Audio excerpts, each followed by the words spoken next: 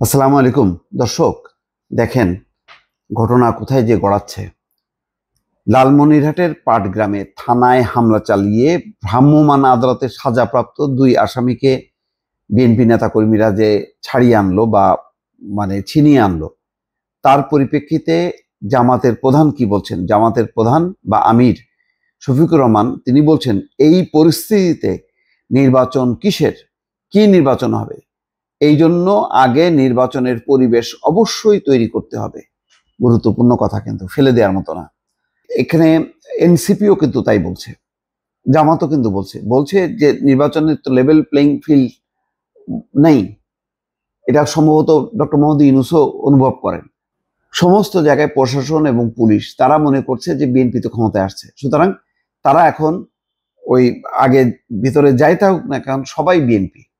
এই যে বিএনপি হয়ে গেল, তাহলে নির্বাচনের যখন নাকি শিডিউল ঘোষণা করা হবে, এই পুলিশ প্রশাসন তার উপরে যেভাবে বিএনপি নেতা কর্মীরা চড়াও হচ্ছে বা তারা যে নিয়ন্ত্রণ আরোপ করছে, এতে তো অন্য দলের প্রার্থীরা তারা তো মাঠেই দাঁড়াইতে পারবে না।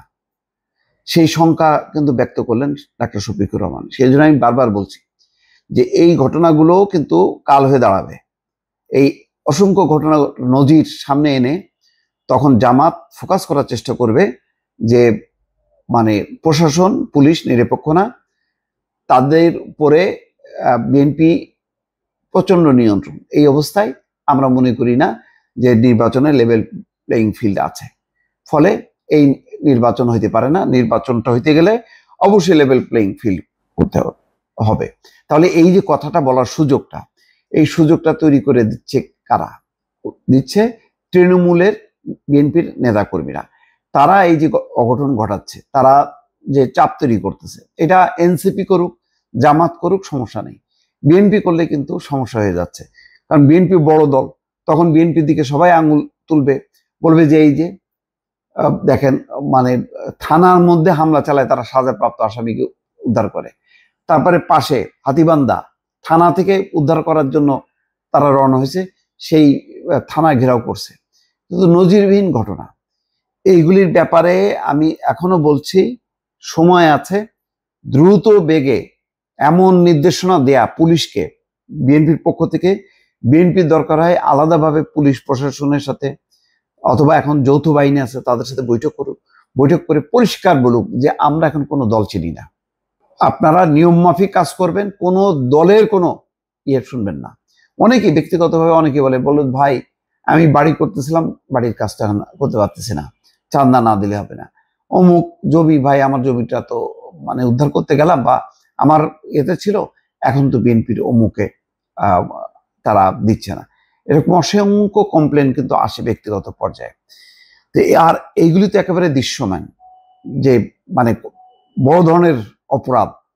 তা আজকে নীলফামারীর সৈয়দপুর বিমানবন্দরে সাংবাদিকদের এক প্রশ্নের জবাবে জামাতের আমির এই কথা বলছেন। নির্বাচনের পরিবেশ তৈরির জন্য সংস্কারের প্রশ্নগুলো আসছে উল্লেখ করে তিনি বলেন, আমরা আশা করি যদি মৌলিক সংস্কারগুলোতে কার্যকর সংস্কার হয় তাহলে আলহামদুলিল্লাহ একটা ভালো নির্বাচন হবে। আর যদি কোনো সুযোগ নেই, সংস্কার করতে হবে, ভালো নির্বাচনও করতে হবে। মব সন্ত্রাস প্রসঙ্গে সাংবাদিকদের আরেক প্রশ্নের জবাবে বলেন, মব সর্বকালে বাংলাদেশে ছিল, এটা 72 সাল থেকে শুরু হয়েছে এবং এখন পর্যন্ত এটা কন্টিনিউ আছে। কিন্তু এই মব আমরা চাই না, আমরা মবের ঘোর বিরোধী। দেখবেন এসব মবে জামাত ইসলামীর কোনো কর্মী সমর্থক কোথাও জড়িত নেই। যাই হোক, তারা এখন সাধু বুঝলাম, কিন্তু বিএনপির দিকে এই যে এখন গণহারে দোষ চাপানো হবে, এই একটাকে ইস্যু করে 10টা ইস্যু সামনে নিয়ে আসা হবে। সুতরাং আমি আবারও বলি, বিএনপির নেতা কর্মীরা যদি সতর্ক না হয় আর কেন্দ্রীয় নেতৃবৃন্দ যদি নিয়ন্ত্রণ করতে না পারেন, তাহলে কিন্তু এটার ফলাফল ভালো হবে না। ভালো থাকবেন, আল্লাহ হাফেজ।